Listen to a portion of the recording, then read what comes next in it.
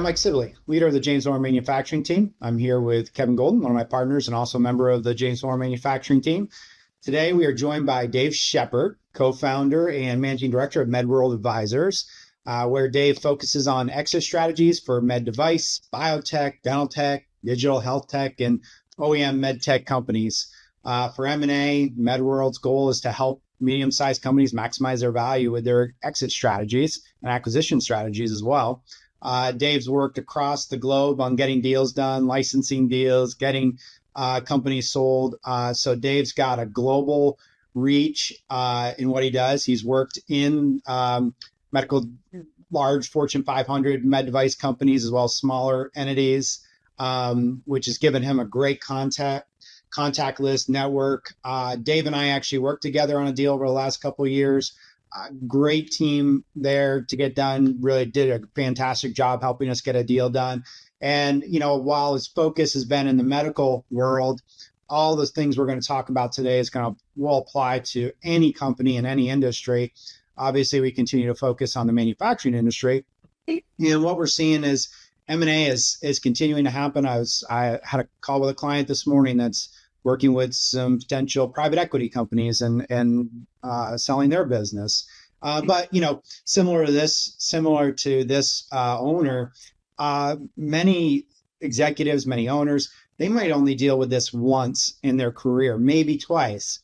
Selling businesses and something they're in the business do. They're operating, they're building their businesses, they're trying to grow the value of the business. And so this is one of the next steps in ensuring financial longevity to meet your goals for not only the owners, employees, and retirement. So it's a really important aspect of and how you handle this can make you successful or actually hurt your selling process. So today we're going to talk about selling a business, some common mistakes, errors, processes we see, but also some best practices. So with that, a little bit of a long introduction there, but Dave, welcome to the show. Appreciate you coming on with us and sharing your expertise.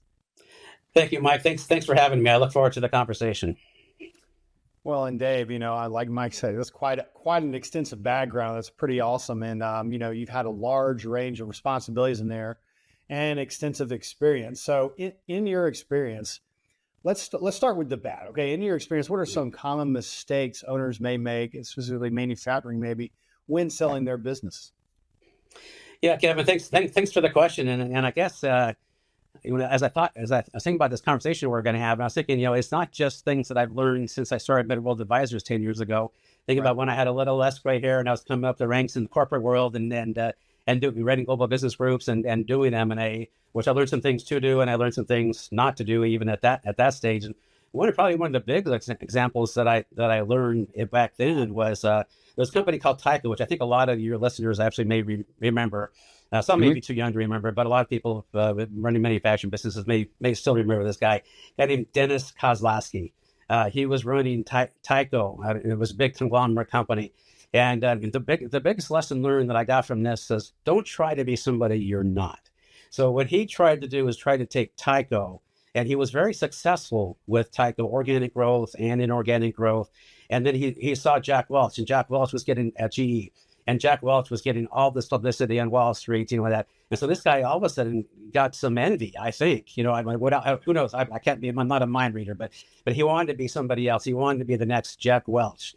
And if there was even some press around him in Fortune or whatever about is he the next Jack Welch, whatever.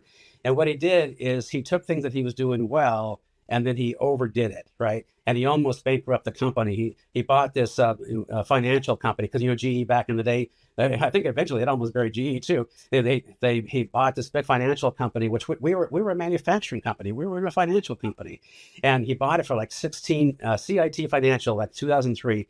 He bought it for like $16 billion, and about a year later they had to sell it for $3 billion, right? And there was some other reasons why the guy made mistakes and had to leave the company, but that was the one thing that really left an impression on me. Was don't be somebody you're not. Kind of stick to your knitting and what you're good at and what your strengths are, and understand your strengths, and then go do that. When he was doing smaller deals, and some of them actually weren't so small, but they were in the core businesses that he was in that he understood, he was doing really well. So that's what I would say is the start things. Understand who you are and what you're capable of, and what your team's capable of course, as well. So yeah, that brings up a that brings up a good point because, all too often, and I think, a little bit broader look at that is you see companies make decisions that they think are going to add value. Right. I've seen, I saw a company try to do some bolt-on acquisitions right at the very end before they went out for trying to sell. And when the companies coming in were evaluating this and trying to put a value on that, they completely devalued all of those companies because we don't have a year under operation. We don't know what this is going to. We're not going to let you pretend that there was a year evaluation here, a year worth of EBITDA here. They're unproven. So, it's great that you went out and did that, but you kind of might have wasted your time. Yeah, we recently did a deal where the owner had done a similar thing. Fortunately, very successful guy, very successful business, and he had made an investment, and it just didn't go where he thought it was. So in the course of the process, he had to end up writing off that investment, which was unfortunate, but gratefully this core business was doing well, so the buyer didn't care. It was kind of like, just get rid of that, would you? Let's stick to what you're really doing. The other thing, Kevin, go back to your question, and this is a little bit biased, of course, but one of the first things in terms of best practices and also a common mistake at the same time is when people think they can do this themselves, even if they've sold a business before, and not hired an advisor. You don't have to hire Dave Sheppard, you don't have to hire Medworld Advisors, but hire somebody who knows what they're doing, that you can trust, that you got a good reference from, that this person knows they understand how to sell a business, and they know how to create value, and also can help you work you through a process. Because at the end of the day, selling a business really is around running a process, and there's a lot of things that on it. They're very methodical, but then there also becomes a lot of things into it that becomes very emotional, and that's the part where even people that are experienced at it, that's where it's good that they have an advisor, because they can vent to me, and I think I do have a few of these grades from a few vents I've received over the years from sellers and also from buyers. What, you didn't tell me about this or whatever, but I'm taking it all in and helping the relationship between the buyer and seller continue to come together, because at the end of the day, transactions, they numbers help, but it's really about buyer and seller coming together and making a deal, and that's really what we're here to help make sure that takes place. But, kind of expanding on that a little bit, one of the things that's happening a lot, and it's not new, but it happens a lot, is you get an owner and they're getting phone calls every day from, maybe could be customers, could be suppliers, could be private equity saying, hey, sell me your business. But one of the problems that I always caution against is, okay, they're going to make some offer. Great. How do you know that's a good offer? Maybe kind of expand, because what they're offering may not be what the market bears. And maybe talk about, like, a little bit as an advisor, when you're going out, you're not just, you're searching for the biggest offers to get the most bang for the buck that will make sense. And in a deal you think you can get done, that makes sense to get done, I would imagine. Yeah, Mike, I'm glad you brought that up. We always say, talk about, you think about your process, understand who your buyers could be, whether it's a private equity firm, or maybe it's a hybrid PE, or it's a private equity, it's a strategic owned by a private equity, or just a straight strategic. And then think about how you can get your best value with each one of them. And it might be one of these firms that has been reaching out to you for a while. Those calls, Mike, that you were talking about, all these firms, especially the PE firms, they hire these associates to come talk to you and reach out to Mike Moore Manufacturing, or Kevin Golden Manufacturing, or Dave Sheppard Manufacturing, because they want to keep track of you. It's their job to keep track of the landscape of who could we buy at the right time, and try to get in the door to have a conversation. But that's all they're doing. They're putting you on a spreadsheet, and at that point, you're a number, and they would love to have a shot at making you an offer at some point in time. And so at the point that actually comes to fruition, if you're the only, if that private equity firm is the only one you as a seller is talking to, is that private equity firm, you're at a huge disadvantage. You don't have any leverage, and the worst case is you actually don't understand the information of what value you could have to other parties. And as we all know, information is king. And so going to Mike's point, we've had several situations where we have found that or a seller has said, hey, we hired you, but hey, go talk to this company or this PE firm because, hey, they want us and they want to make us an offer. So great. We're of course, we're happy to do that, but we're not going to only talk to them. We're going to talk to other people and put them in the game as well. And we had a recent scenario where a private equity firm had been pursuing this one manufacturing company for 20 years. For 20 years, they've been reaching out and saying, hey, we really want you. When you're ready, give us a call, the whole thing. And so our seller said, hey, you got to give them a call because I think they're just going to buy us, right? They ended up being 50% lower than who we ended up getting the executed LOI with. 50% lower. So you need to understand, that it does take a process, and process takes getting a range of buyers in, and you need to understand the information that you have, which part of that information you have and to determine your value is what is the market saying you're worth from a whole myriad of buyers, whether it's PE or a hybrid PE or a strategic. Yeah. Well, and Dave, I like what you said earlier about, that proved the point right there. It's a very emotional process, right? You said, Don't go at it alone. Even having that information alone could be lack of information. Alone could be the right advisor or somebody beside you along the way. So it's, I think just probably puts a bigger emphasis, even much more on that, because processing that kind of information, that much information, especially like we said, mergers and acquisitions happens all the time, right? And especially, since COVID and those times, we just see a lot of and Kevin, to your point, to what you just said, it can even be a little bit emotional when all of a sudden you find out that company's been pursuing you for 20 years is 50% less than the other guys. But thank God you know that, right? You can just take that offer, right? Right. That's fair. Now, another point, though, I think you made there that earlier was that, know what you're good at, right? And I think that speaks, if you look to a leader, a good leader and so forth, that leader, that person knows what they're good at and where they need help and surrounding themselves with the right people around that, right? I think the same thing is it kind of speaks to that point of what you said about, know what we're good at as a company, but also know what I'm good at as a leader. Where do I fit in this process of, hey, I want to take this, me as an entrepreneur, me as a business owner, a manufacturer, fits in this process of, hey, probably making one of the biggest, if not the biggest decision of my life, right? And so knowing where you fit in that process, where others fit in, and knowing those strengths of your team members and outside parties and so forth, strengths and weaknesses are just as important as trying to, understand and make the right choice of, how to transition, how to go through that M&A process. Yeah, exactly. So we talk a lot at Medworld Advisors about situational intelligence. We SI for short, but we really talk about SI, and it really comes into understanding the situation that you're in, and it doesn't mean that you need to know everything about what needs to be done.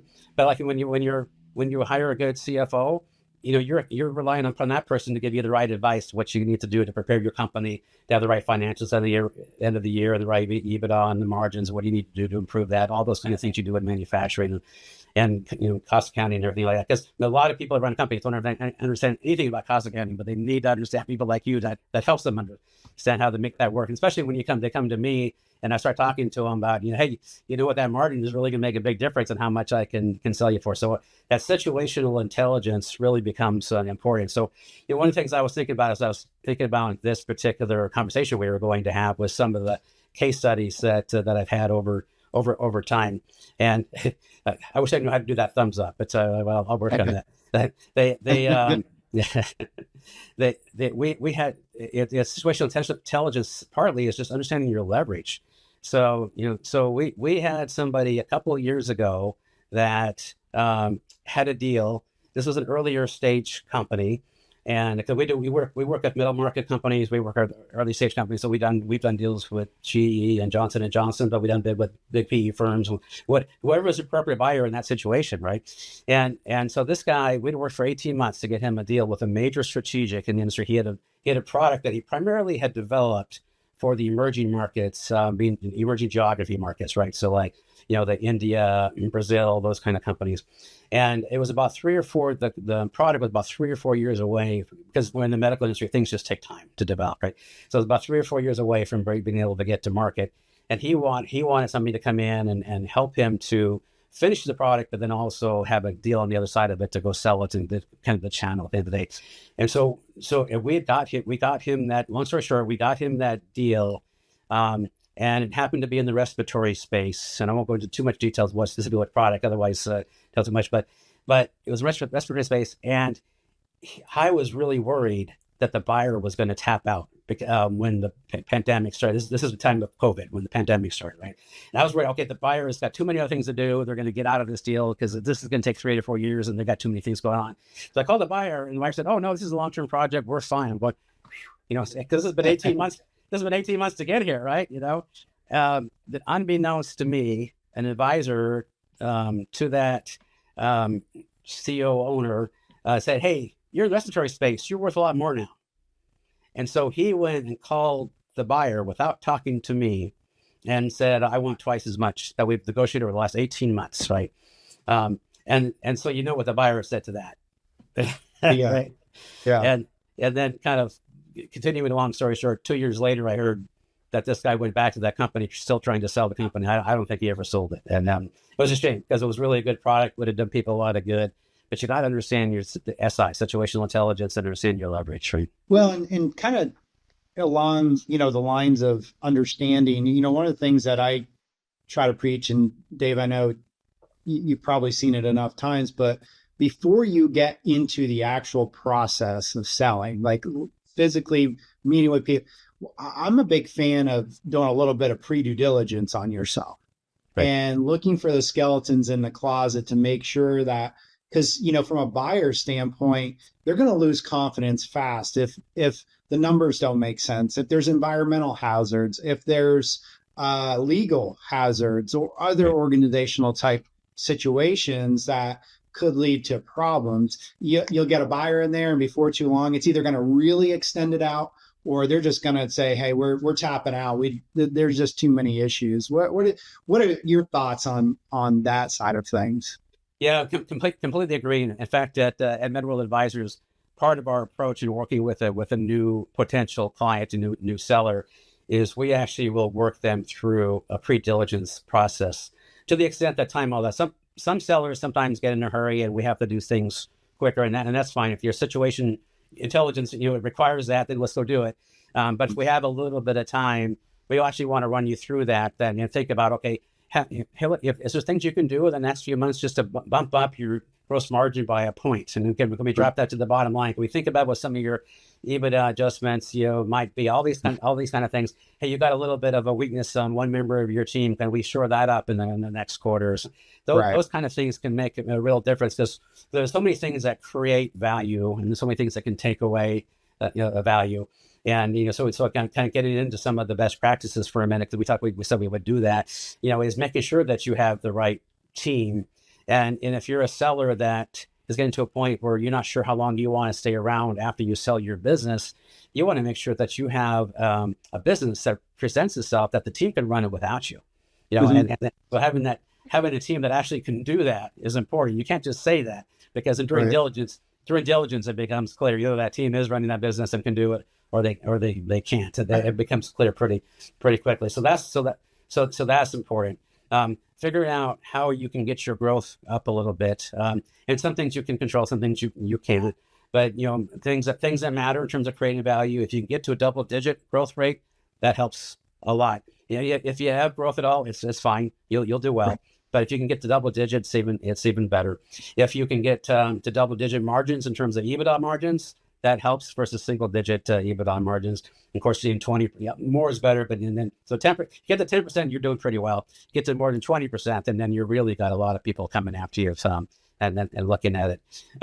Also, thinking about your market opportunity, because your buyers do think about market opportunity. So you're making some products, you're manufacturing, and you're selling in these markets, but you might have some opportunities, some legs in other places. And because you are a smaller business, you are focusing here, which makes sense. You should do that. Everybody talks about you got to focus, but maybe you're just thinking about selling your business. Maybe there's another market you might have legs into. Can you establish a little bit of a test case that I could sell also in this other segment? Now, all of a sudden, you just open up this big market opportunity for the buyer to come into, and that also creates value. So those are some of the things that kind of thought about some ahead. What, in terms of market value, so I look at it as, well, one, some of the things that you talked about could take multiple years to do. So if you're starting to think, what we try to say is, hey, 3 to 5 years out, if you're 3 to 5 years out right now, these are things you need to, all those value drivers you just mentioned, you need to be doing those now.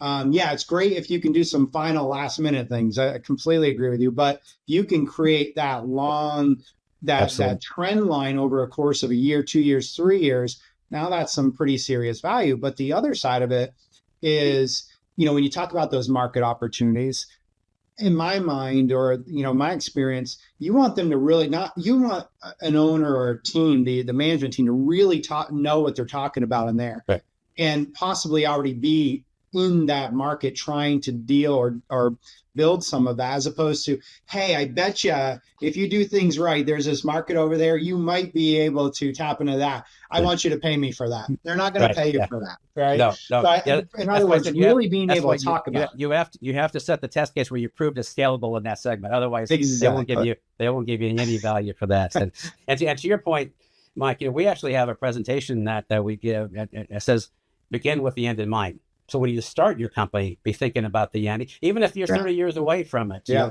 think certain how you guys probably in your business and accounting, you probably see people that the way they structure their business to start, and then they have to go back and they have to unwind things how it's structured because they didn't think about what could happen. Because you're just like, unfortunately, just like every marriage, you have to think about there could be a divorce. Same thing can happen with partners. Some things can happen with shareholders, stakeholders, and that.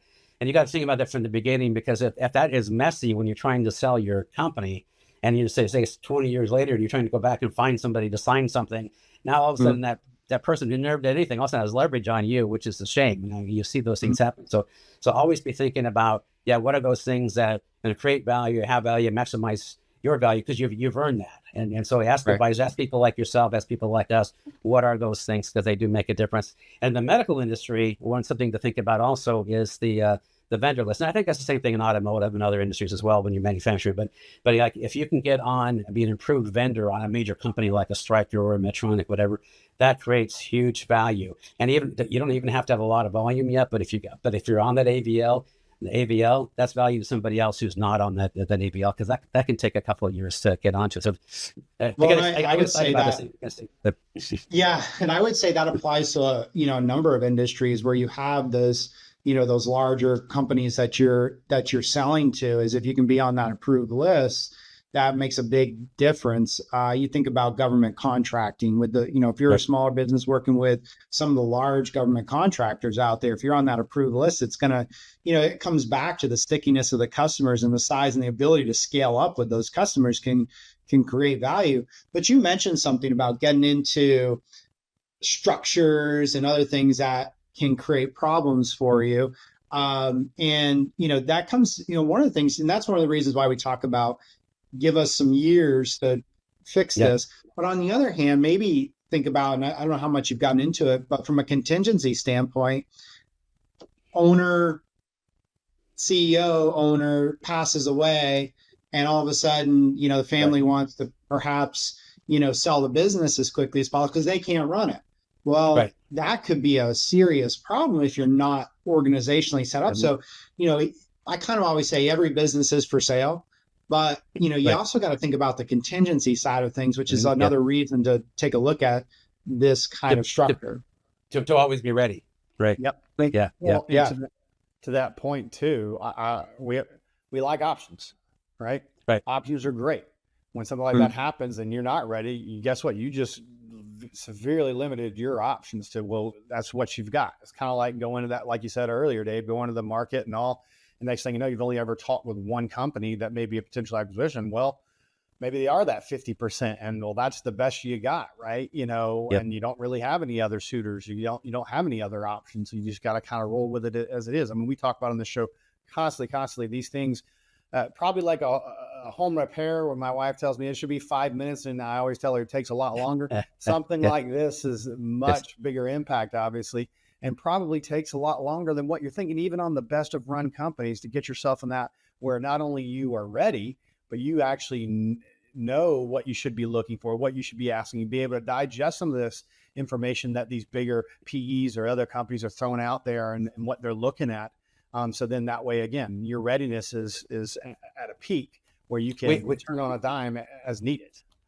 We had a client that we recently that we really applaud that he really was understanding that this would be, and he had sold the business before a number of years, like 2 decades ago, right? But he really understood that this is not something that he does, and so he asked for our advice. And I said, hey, tell us, what your timing is. And he said, well, I'd like to do it next year if I could. I said great. So let's just do an assessment of your business, right? And you don't have to pay us anything, whatever. Let's just send you the things that people are going to be looking for when they're going to buy your business. And we sent him this huge questionnaire, and he had his whole team work on it, which was great because that showed us there was a team there. And we spent about 6 months just talking about his business, where he was at in different areas. And by the time we got ready to go to market, this guy was ready. And we had in our mind, we understood what the targets could be. And we're at the end of the day, I can't fully disclose this one just yet, but at the end of the day, it's going to be one of the better values that we've ever created because that guy really thought about where he needed to be and took the time to do it right. And I think that if we could get every business owner thinking ahead and doing those things, I think the value creation would be far exceed the work that it puts into it, and would really get you, further along. If nothing else, you're going to make the process streamlined, but chances are you're doing things that are going to make your business more valuable. And, kind of to that end, as we start getting a little bit to our time frame here, Dave, we'll probably have to have you back on at some point just to continue the thought process here. So we could go all day talking about stories and ideas and value creation. But once I get an LOI, and that LOI says we're going to close in 30 days. Right. What's reality? What's some of the expectations once somebody signs like an LOI? No, there's a process even to get to that point, but let's just take from an LOI forward for now. Yeah. No, that's a great question, because buyers always tell you they can close quickly because they think that's what you want to hear. Yeah. and they also know the 3 other buyers they're competing against are going to tell you that too, right? Right. Yeah. And the reality is they probably could, but what they don't tell you, and to do that means that they're going to have to work 24/7 for that 30 days, and your team's going to have to work 24/7, and all your advisors and your lawyers, because you really don't want to pay lawyers overtime. I just want to tell you that right up front. That's right. That's right. So the answer is it can be done, but most likely in our experience is between 60 and 90 days for a normal type of deal. And there can be reasons why it can go longer. There's reasons it can go a little bit faster, but most of them just seem to naturally fall with between 60 and 90 days. Well, I think your point though. Go ahead, Mike. Oh, go ahead, Kevin. No, I was going to say that's just interesting really quickly. You say that because we have somebody I know that went under a contract or about to with an LOI in November. And guess what? They're the end of January is the expected close. So, I mean, that's right in that time frame, like you mentioned. Yeah. Yeah. Well, and I've seen plus or minus just based on, like you said, the legal stuff. But I think one of the points you just brought up is even if you want a 60 or 90-day close, your team is going to have to be working pretty hard. Also, they got to do their day job, and they got to go through the due diligence process, and, you got to get your lawyers through everything and all that kind of stuff, which kind of goes back to the preparation side of things and being prepared to go into it, because it is a lot of work to go through this process. Yeah, and going back to the that phase from LOI to closing the deal, even though you prepped all that and worked on your own and then work with somebody like us as an advisor to prep as much as you can, that buyer, financial buyer, and even the strategic, because they're public companies, they have to have a rigor around the questions that they ask. Because usually they're using other people's money. If you're a public company, you're using other people's money. If you're a private equity, you're using other people's money. And so then they hire outside advisors to come in and ask mostly the same darn questions you've already answered in different form, but these guys have to get it. So with them, or you guys, or whoever, right? And they could hire more to come in and do the diligence, but you guys still have to independently do it yourself, right? Yeah, you have to ask the questions. You have to check the box. You have to, all of these guys want to make sure they're not doing the wrong thing. Otherwise, they're getting held liable for missing something, right? So yeah, they have to go through it. But, I do think the more prepared, the better. And then, I did have a business owner, for example, that, he was selling because he was burned out, and he had no leverage. At that point, he was losing all his leverage because he wasn't willing to negotiate. He wouldn't listen to anything anybody said. And so when their attorneys came back with the first rip at the purchase agreement, and it was so unfavorable for my client, and I had to go through, and his attorney went, we had to rip through that. And it was 3 turns before most of the bad language was all the bad language was finally removed. Yeah. And but he was almost willing to just go with it because he was so like, no, you cannot do it. This is bad. This is actually really bad for you. Yeah, and you just brought up something that we always advise people as well, is that besides hiring a good M&A advisor, whether it's us or somebody else, get a good one, but also get a good accounting firm on your side, even for your independent to review on your side, just what you can expect, but also get a good lawyer, and not just a good corporate lawyer, but a good one that has experience in transactions. So that when that turn comes, they can right away go, no, we're not taking that, right? And they can do it very quickly. Now it may take a little time to negotiate, to get it back where you need it to be, but at least they can identify the issues to protect yourself, right? Yeah, absolutely. I think attorneys, that you may have a good long-term attorney, even a good long-term accountant that you've used, or but if they haven't done anything in the M&A world, it doesn't mean they're not good at what they're doing for you but it can be very detrimental down the line if you don't have the right team around you, kind of back to your earlier points. So it is absolutely critical. And I've worked with some others that were kind of involved that didn't know, and you could tell, you could really tell. And one of the things that gets into, as we're kind of getting closer to wrapping this up, I guess, is the momentum. Momentum creates deals and momentum kills deals. And if you get somebody, a professional advisor on your side, whether it's the accountant hasn't done M&A before, or a legal lawyer that hasn't done it before, only done it a couple of times, all of a sudden they take longer because they're usually good people. They're trying to do it right, but they just take longer, and then that slows down momentum. And I've actually seen the deal killed because the legal side, it just took them too long, and the buyer just finally got bored, right? That's bad. Dave, I really appreciate any kind of final thoughts or words that you might have for the audience as they're thinking about perhaps going down this process?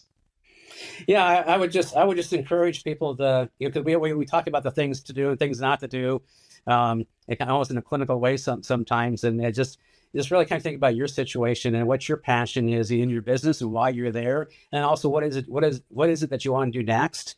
And then really think about what's important to you and in terms of your objectives. So when we talk to a new potential client, we don't not only talk about what they have in their business, but what is it that they want to do next? So what are truly their stakeholder objectives that they have?